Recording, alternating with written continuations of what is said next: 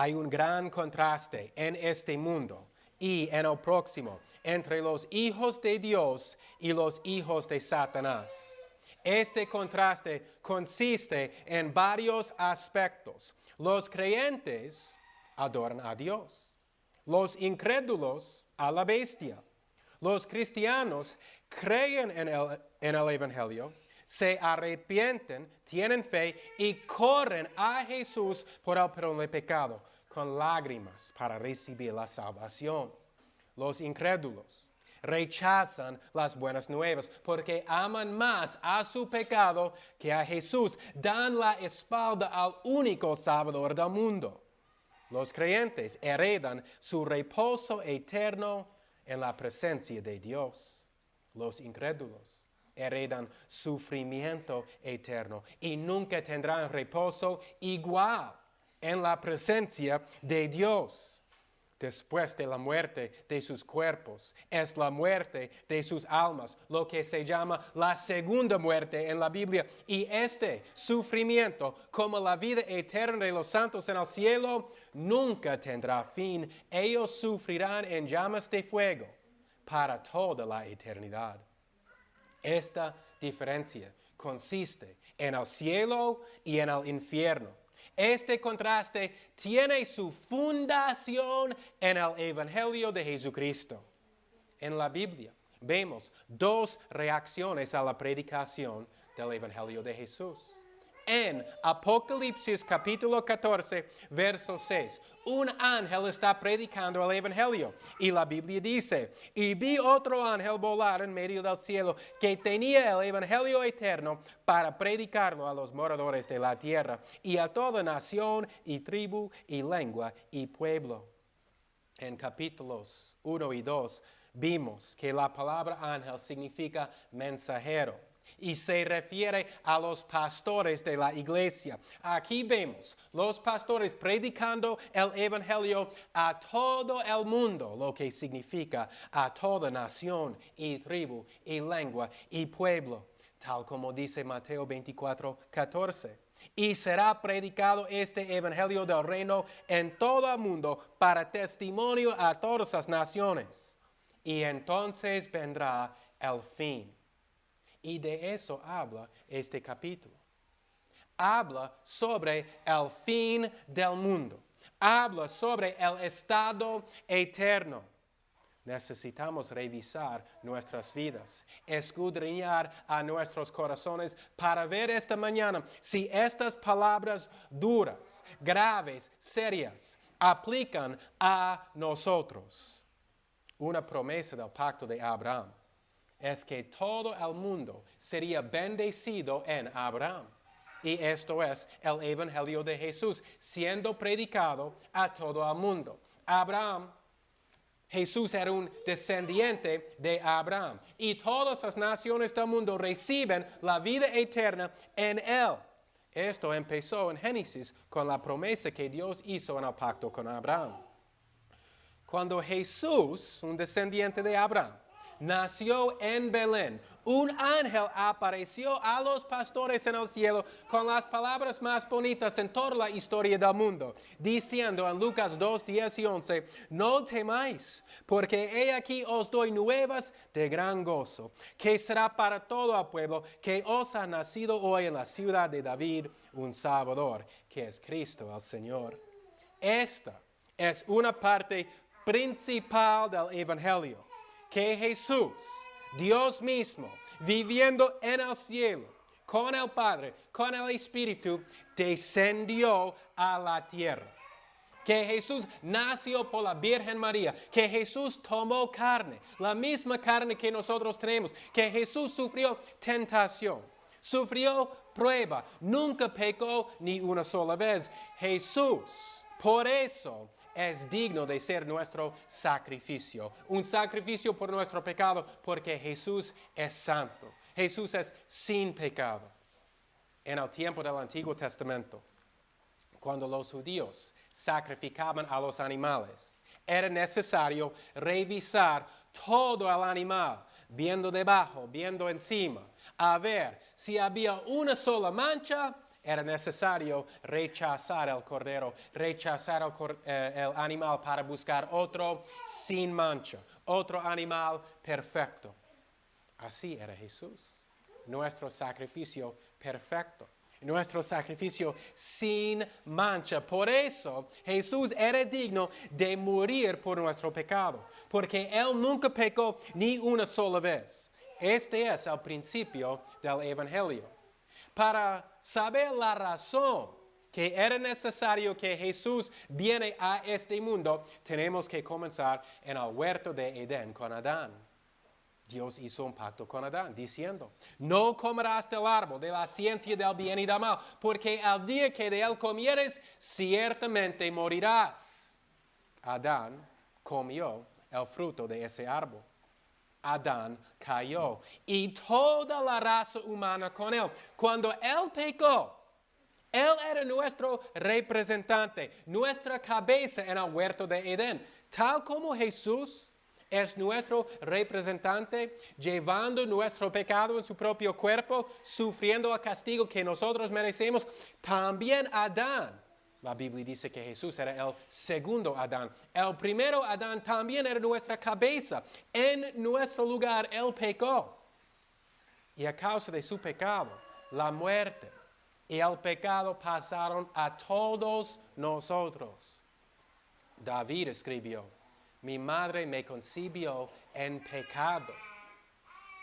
En pecado y en maldad he sido formado, escribió.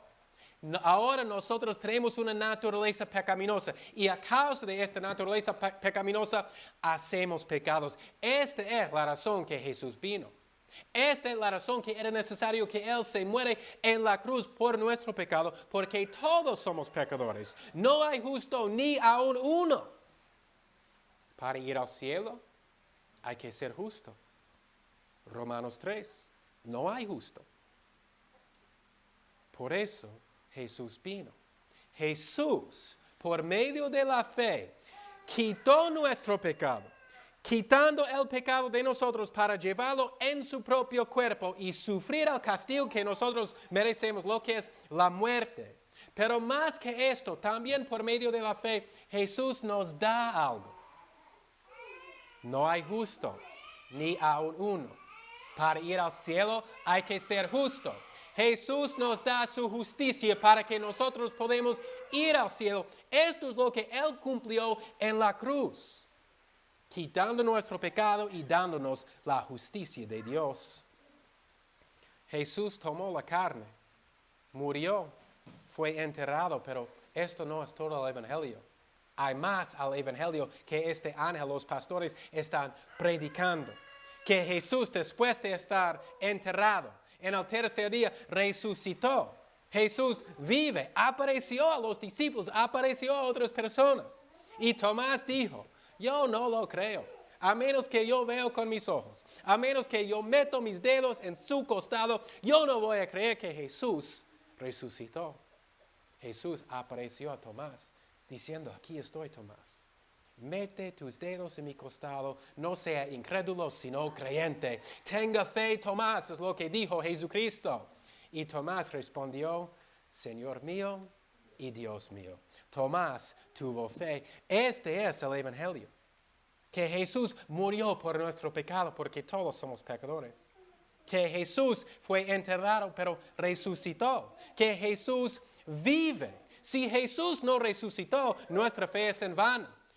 Porque Él conquistó la muerte. Él tuvo la victoria sobre el pecado, venciendo ambas cosas en la cruz. Resucitó y por eso, por el poder de la resurrección en nuestras vidas, nosotros también resucitamos. Es un renacimiento espiritual. Estamos muertos en pecados.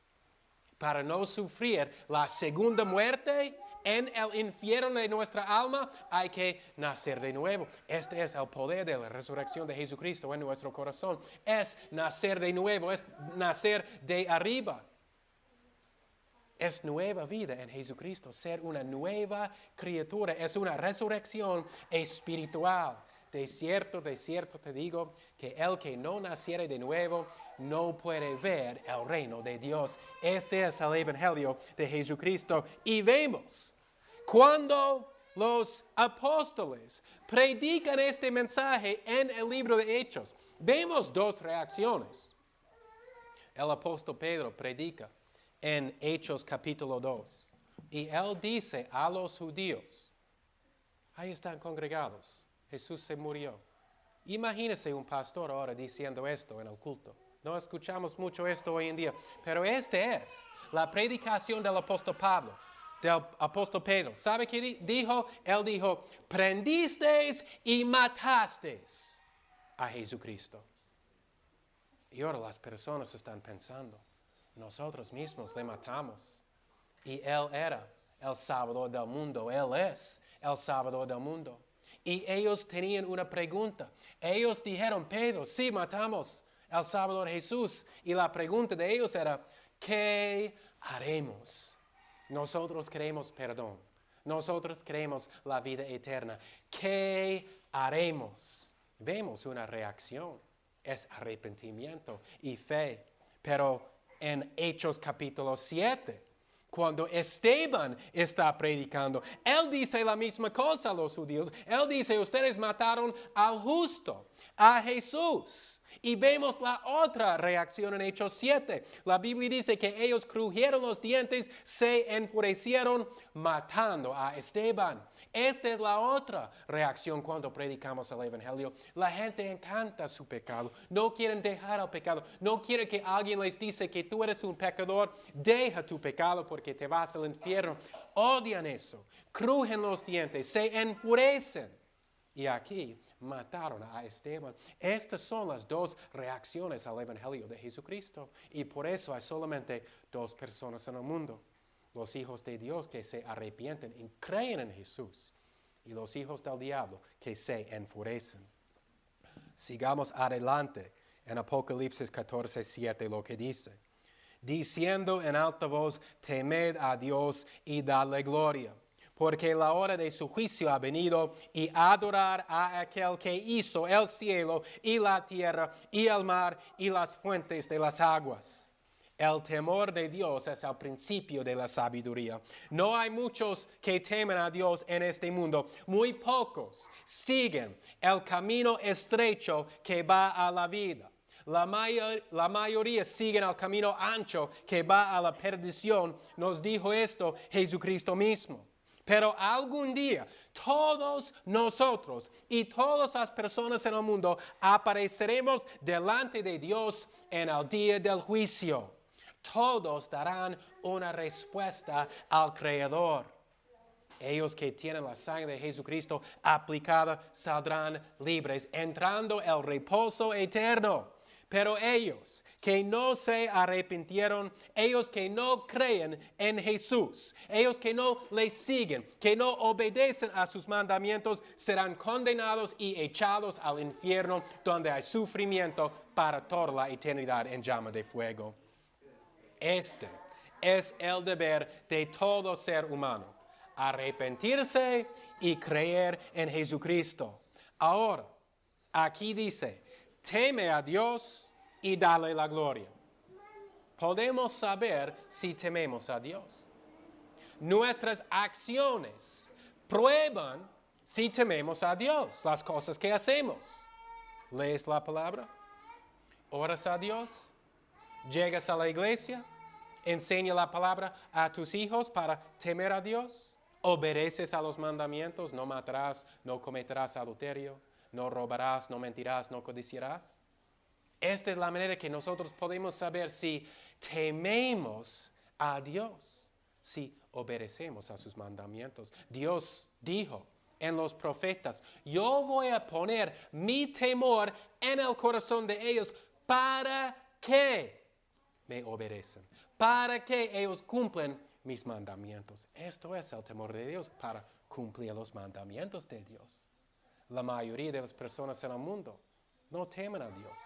La mayoría de las personas en el mundo andan en su pecado, cumpliendo los deseos malvados de su corazón, haciendo lo que ellos quieren sin temor a Dios. Ellos van a sufrir de lo que habla estos versículos esta mañana. En versículo 8 dice, y otro ángel le siguió diciendo, ha caído Babilonia, aquella gran ciudad, porque ella ha dado a beber a todas las naciones del vino de la ira de su fornicación. Leemos algo muy semejante en el libro de Jeremías, de estas palabras sobre Babilonia, aquí en Apocalipsis. En Jeremías 51, versos 7 y 8, la Biblia dice: copa de oro fue Babilonia en la mano de Jehová, que embriagó a toda la tierra. Las naciones bebieron de su vino, se enloquecieron, por tanto las naciones. En un momento cayó Babilonia y se despedazó. Babilonia, en el tiempo del Antiguo Testamento, era un imperio malvado mundial. Leímos en Daniel que Babilonia era una bestia. La bestia de Apocalipsis incluye Babilonia, incluye los poderes malvados, los imperios malvados del mundo, los gobiernos del mundo que están malvados, que pelean contra la iglesia de Cristo. La bestia es el sistema malvado mundial, el reino de Satanás que pelea contra Cristo y su iglesia. Y Babilonia representa ese reino de Satanás. Aquí en Apocalipsis, cuando leemos que Babilonia ha caído, está hablando sobre el reino de Satanás, que está en contra de Dios. Está hablando sobre la bestia, que ahora tiene mucho poder en este mundo, que mata a los hijos de Dios. Satanás es el Dios de este mundo. Pero estamos leyendo aquí sobre el fin. Estamos leyendo sobre el estado eterno. Cuando Dios echa a todos los malvados al infierno. Ha caído Babilonia. Mientras Satanás reina en este mundo ahora, esto no va a demorar mucho tiempo. Porque al fin Dios va a vencer a Satanás. Dice aquí que todas las naciones han bebido del vino de la ira de su fornicación. Aquí habla sobre la fornicación espiritual de las naciones. En el Antiguo Testamento, la Biblia dice que Dios era el marido de su pueblo Israel. Pero Israel cometió fornicación espiritual, mezclando con los cananeos, mezclando con los gentiles y dando la espalda a Dios, adorando a dioses falsos, erigiendo imágenes, estatuas, erigiendo altares para adorar a otros dioses. Esto es fornicación espiritual. Hay más fornicación espiritual además de eso. Si nosotros adoramos a la plata, el dinero, una casa, o la familia, cualquier cosa que nosotros ponemos antes de Dios, delante de Dios en nuestra vida, es un Dios falso. Es fornicación espiritual. En los próximos versos aquí en Apocalipsis 14, leemos sobre qué pasará a ellos. Versículos 9 y 10 dicen: y el tercer ángel los siguió diciendo en alta voz: si alguno adora a la bestia y a su imagen, y recibe la marca en su frente o en su mano, él también beberá del vino de la ira de Dios, el cual es vaciado puro en el cáliz de su ira, y será atormentado con fuego y azufre delante de los santos ángeles y delante del Cordero. Hay un castigo grave para ellos que no adoran a Dios, que no le temen, que no le dan la gloria. Este castigo es para todos que reciben la marca de la bestia. No es una marca literal, no es un tatuaje en la frente, no es un chip debajo de la piel en la muñeca. Esta marca está escrito en el corazón. Los creyentes también tenemos una marca escrita en el corazón. Es el Espíritu Santo escribiendo la ley de Dios en nuestro corazón para que cumplimos la ley de Dios. Pero los que siguen la bestia no tienen la marca del Espíritu Santo, sino la marca de la bestia. Lo que dice es el número del hombre, es el nombre de la bestia, lo que significa que ellos son su propia autoridad. El hombre no tiene autoridad Dios, sino el hombre es su propia autoridad. Hace lo que él quiere sin temer a Dios, sin obedecer a Dios, cumpliendo los deseos malos de su corazón. Escuche este versículo en el libro de Romanos sobre estas personas. capítulo 2, verso 5 dice, mas por tu dureza y tu corazón no arrepentido, atesoras ira para ti mismo, para el día de la ira y de la manifestación del justo juicio de Dios. Hay un día de ira que pronto llegará. Este día será como ningún otro. Todos que no temen a Dios, que no le dan la gloria, caerán bajo su espada. Estos serán atormentados con fuego y azufre. Y aquí en Romanos la Biblia dice que ellos atesoran la ira de Dios. Un viejo que se muere en su pecado y no se muere en Jesús, sería mucho mejor para ese viejo que si había muerto cuando era joven. Porque cada día que él vive sin arrepentimiento, andando en su pecado, él atesora más ira y más ira de Dios.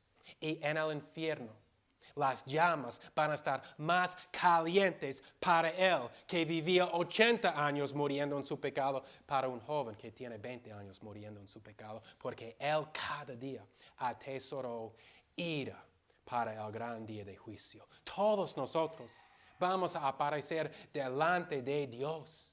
Todos nosotros tendremos que dar una respuesta para no estar echado en ese lugar del infierno. ¿Cuáles serán tus palabras? Piensa ahora, cuando estás delante de Dios, ¿qué vas a decir? La única cosa que podemos decir es, Jesús, Él murió por mí.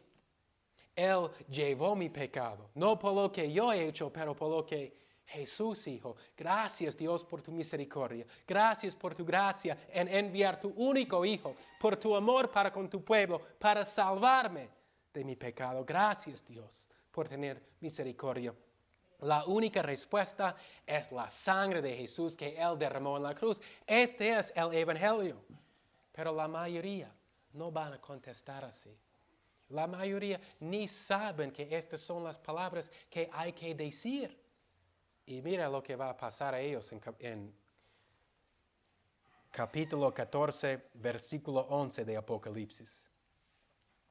Y el humo del tormento de ellos sube para siempre jamás. Y los que adoran a la bestia y a su imagen no tienen reposo, ni de día ni de noche, ni cualquiera que reciba la marca de su nombre. Después de mostrar el gozo de los redimidos en capítulo 14, versos 1 a 5, en la presencia de Dios, ahora cambia el tema. Ahora el Espíritu Santo está enfocando en ellos que no estarán en el gozo del Señor. Y este lugar donde estarán los pecadores es un lugar de tormento eterno. Su sufrimiento no tendrá fin. Para toda la eternidad sus conciencias les van a picar. Las llamas del infierno les van a quemar. El sufrimiento será espiritual y probablemente también literal en sus cuerpos. Sus conciencias les van a arder y nunca tendrán reposo. Ellos serán sin paz. Y la Biblia está clara que el dolor nunca termina. Abre la Biblia al libro de Lucas, capítulo 16. Lucas 16. Y vamos a leer versículos 22 a 26. Jesús está hablando aquí. Mateo, Marcos, Lucas, Juan. Y la Biblia dice, y murió también el rico y fue sepultado. Verso 23. Y en Hades alzó sus ojos, estando en tormentos, y vio a Abraham de lejos y a Lázaro en su seno. Entonces él dando voces dijo, Padre Abraham, ten misericordia de mí, y envía a Lázaro para que moje la punta de su dedo en agua y refresque mi lengua, porque soy atormentado en esta llama. Y Abraham le dijo, Hijo, acuérdate que recibiste tus bienes en tu vida, y Lázaro también males, mas ahora este es consolado, y tú atormentado. Y además de todo esto, una gran cima está puesta entre nosotros y vosotros, de manera que los que quieren pasar de aquí a vosotros no puedan, ni de allá pasar acá. Este hombre rico, un pecador, se murió en su pecado. Y la Biblia dice, alzó sus ojos siendo en Hades. Estaba en tormentos, en dolor increíble, en medio de llamas de fuego quemándole. Y él tuvo sed. Y él pidió agua. Padre Abraham, por favor, mete el punto de tu dedo en agua para refrescar mi lengua. Pero ese agua no llegó aquel día. El agua no llegó este día. El agua nunca va a llegar para ese hombre rico. Él va a estar atormentado para siempre, sin reposo, dice la Biblia, siempre sufriendo. Y Abraham dice, más que esto, hombre rico, más que esto. Hay una gran cima puesta entre nosotros y vosotros. Y tú no puedes pasar de allá hasta acá. Tú nunca puedes salir del infierno. Tú vas a estar allá para toda la eternidad en medio de llama, de fuego. En este momento, todos los malvados están en Hades. Hades es el lugar de los espíritus muertos, malvados. La palabra griega para infierno es otra. No es Hades, sino Gehenna. Hades no es el infierno. En este momento nadie está en el infierno. Todos están en Hades. Hades es un lugar terrible. Aquí en Lucas 16 leemos sobre este lugar. Es un lugar donde pasiones, deseos, concupiscencias nunca disminuyen y la gente sufre. Hades aparece en la Septuaginta, la traducción griega del Antiguo Testamento, como el equivalente a la palabra Sheol. No significa ser inconsciente, no significa cesar de existir. Es el lugar de las almas sin el cuerpo. Tampoco es la palabra para muerte. Esa es otra palabra griega, thanatos. En Apocalipsis 1:18, Hades y thanatos aparecen juntos, pero no son sinónimos. En los diccionarios griegos de Bauer, Liddell y Scott, Moulton y Milligan, dice que Hades es el lugar de los espíritus.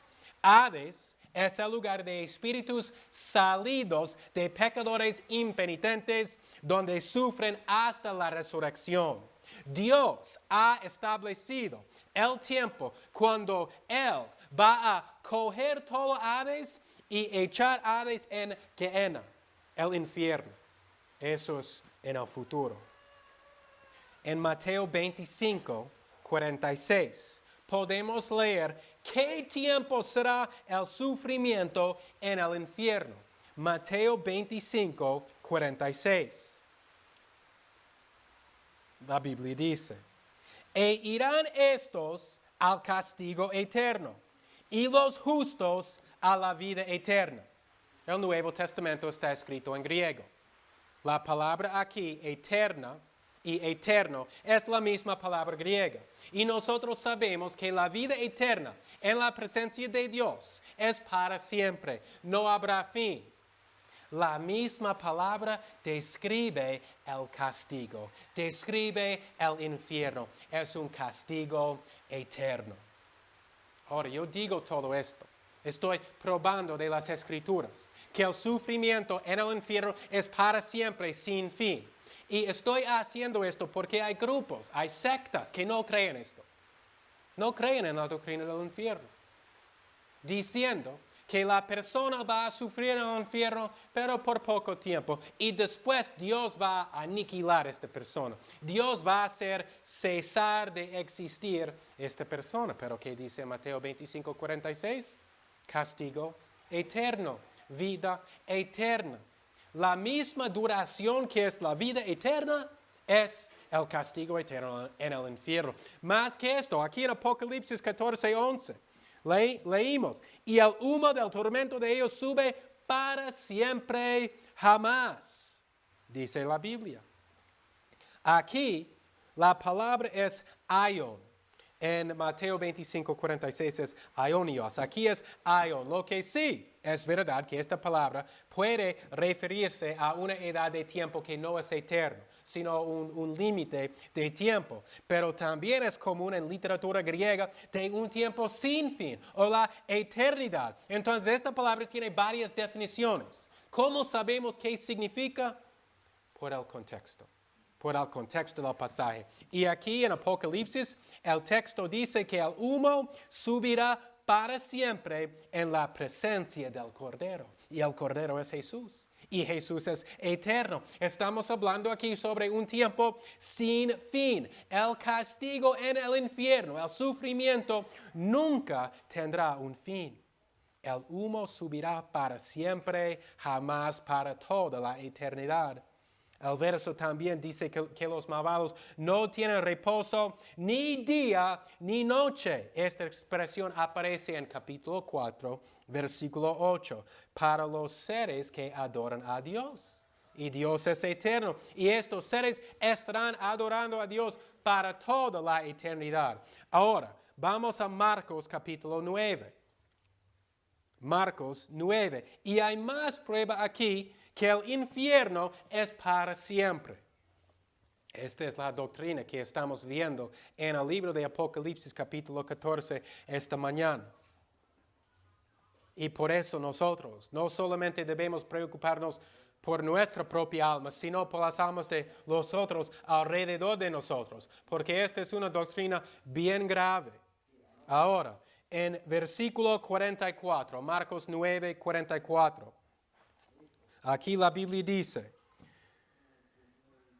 donde el gusano de ellos no muere y el fuego nunca se apaga. Está hablando aquí sobre el infierno. Y aquí dice, donde el gusano de ellos no muere. ¿De qué está hablando? En Isaías 66, 24. Leemos palabras semejantes.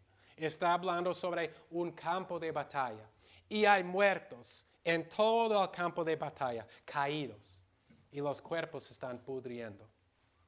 ¿Y qué pasa? Los gusanos vienen. Los gusanos comen la carne. Y cuando ya no hay carne, el gusano muere. ¿Cómo está el infierno? ¿Qué dice en Marcos? El gusano de ellos no muere. Nunca muere. No habrá un fin al sufrimiento en el infierno. Esta doctrina nos debe mover para tener misericordia para con ellos que están fuera de la salvación, fuera de la gracia de Dios y el perdón de pecado en la sangre de Jesucristo. Más que esto, también aquí dice que el fuego nunca se apaga. Nunca. Los enemigos de la verdad no creen esta doctrina. Ellos creen que habrá un fin al infierno.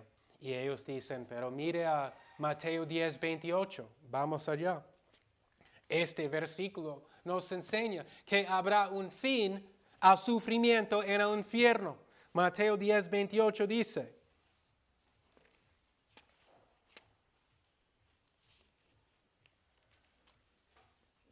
y no temáis a los que matan el cuerpo, mas el alma no pueden matar. Temed más bien a aquel que puede destruir el alma y el cuerpo en el infierno. Mire, dicen ellos, la palabra es destruir. Dios va a destruir el cuerpo y el alma en el infierno. Va a cesar de existir. ¿Eso es lo que significa la palabra? Apolumi es la palabra griega.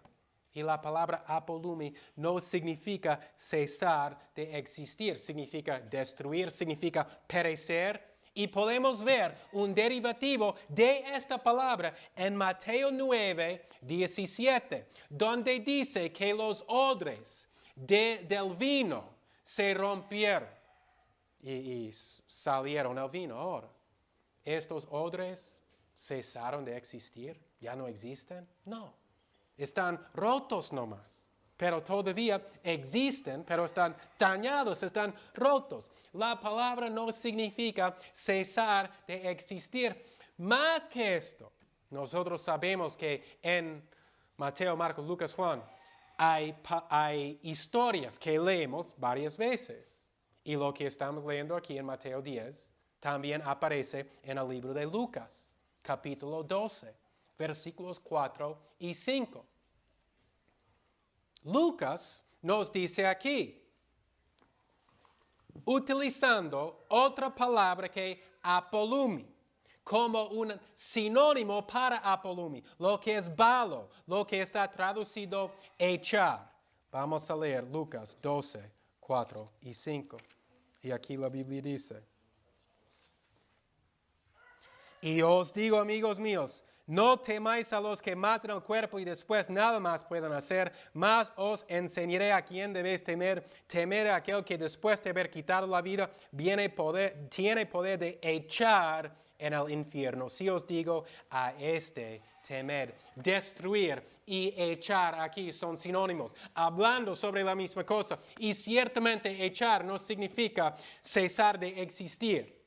Lo que significa es que Dios va a coger aves y echar todas las personas en el infierno. Y ahí van a estar para toda la eternidad. Estas palabras son duras de escuchar. La doctrina de castigo eterno no es agradable a la carne. Pero necesitamos entender que Dios es justo. Y Dios no puede pasar por alto el pecado. Que Dios, por lo que Dios es santo sin pecado, y por lo que Dios es justo, es obligatorio que Dios castigue el pecado. Y por eso tenemos la doctrina del infierno. Pero hay una manera para escapar este castigo.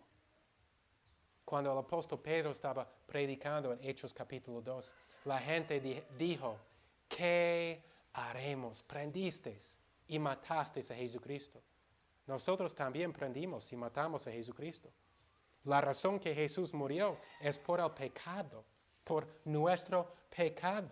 Él se murió. Nosotros también le matamos. ¿Qué haremos? Dijeron las personas cuando Pedro predicó. Y en Hechos 2:38, Pedro respondió y dijo: arrepentíos y bautícese cada uno de vosotros en el nombre de Jesucristo para perdón de los pecados y recibiréis el don del Espíritu Santo, porque para vosotros es la promesa y para vuestros hijos y para todos los que están lejos, para cuantos al Señor nuestro Dios llamare.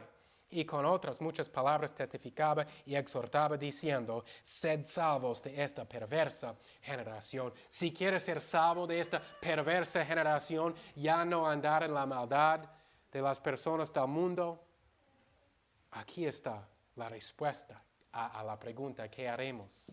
Arrepiéntete y cree en el Señor Jesucristo. Confía en su sangre, tenga fe en su sangre para limpiarte de todo tu pecado. Esta es la salvación. No hay nada que tú puedes hacer para ganar la salvación. Sí es bueno para obedecer a Dios, pero el pecado todavía queda. Obedeciendo los mandamientos no pueden quitar el pecado. ¿Cuál es la única cosa que puede quitar el pecado? La sangre de Jesucristo. Por eso Él vino. Esto es el Evangelio de Jesús. Si quieres escapar las llamas del infierno, este es el mensaje: arrepiéntete y cree en el Señor Jesús por el perdón de pecados y la vida eterna. Y este Evangelio está siendo predicado en todo el mundo. Aunque muchos lo rechazan, ojalá que no es así contigo. Ojalá que tú estarás entre ellos de quien hablan versos 12 y 13 en Apocalipsis 14, lo que dice: aquí está la paciencia de los santos, aquí están los que guardan los mandamientos de Dios y la fe de Jesús. Y oí una voz del cielo que me decía: escribe, bienaventurados de aquí en adelante los muertos que mueren en el Señor. Sí, dice el Espíritu, porque descansen de sus trabajos, pero sus obras con ellos continúan. En vez de estar en llamas eternas, en sufrimiento que nunca termina, hay un reposo eterno para todos que tienen fe en Jesús y guardan sus mandamientos. Acuérdate de estas palabras: arrepiéntete y tenga fe en Jesús.